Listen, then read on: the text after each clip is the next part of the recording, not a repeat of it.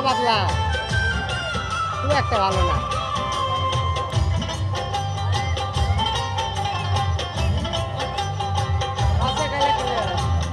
মেঘবতী মেঘকুমারী মেঘের উপরে থাকো, সুখ দুঃখ দুই বইনেরে কোলের উপরে রাখো।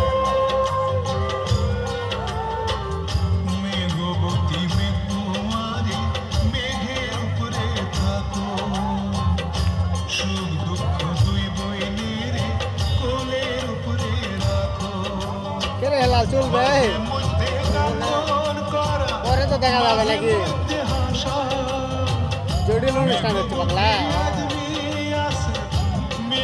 আমি করি না, এরকম অনুষ্ঠানের আগে হয়নি।